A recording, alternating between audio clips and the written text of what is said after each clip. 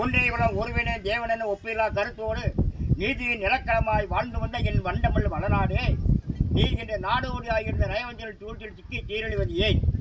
முப்புறமும் கடலால் சூழப்பட்ட நீ அயல்நாடு சென்று சென்று அஞ்சாவது வாழ்விடத்தை வெற்றி முரசு கொட்டி வீர பண்பாடி வந்தது போக இன்று முத்துறையிலும் முடங்கி கிடப்பது ஏன்?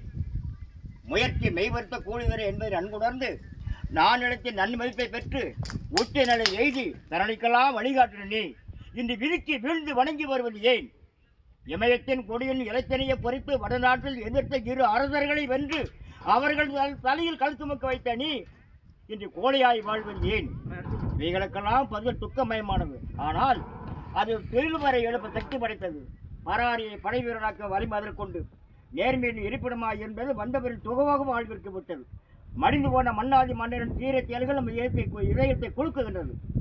வாழ வழியிருந்து மாற்றானுக்கு அடித்து விட்டு மண்டிவிட்டு பெச்சை கேட்கும் நிலை விடுத்தால் ஏன் இதயம் குமராது? பாரணியில் ஒளிவீச்சு தமிழ்நாடே பார், பஞ்சம் பசி என்று அறியாத என் பொன்னாடே, இன்று பட்டினி பட்டினி என்று பறந்திருக்கும் பாட்டாளி கூட்டத்தை நோக்கு. ஏன் என்ற அவலநிலை வளமிக்க நாடால்வா உன்னாடு, வட்டாத நீரோடை கொண்ட நாடு, அவனமிருந்து ஏன் உன்னை மருவி வாட்டி வதைக்கின்றது? வீட்டின் உள்ளே திருடன் வைத்திருப்பது போன்று உன் அகத்தலை பல சுயநல கூட்டத்தை வைத்து வைத்திருக்கிறாய். அது என்றைக்கேன்னு உன்னை ஒளித்தேதியனும் அதோ ஒளிமறைந்து கேட்கிறது. உங்களை வாழ்ந்த இடடா மிக குடியூர் செய்கள் குகைவாழ் வரிய புலியை நிகர்கோணமைய தமிழா என முழக்கி கேட்கிறது. இனியும் தாமதிக்காதே.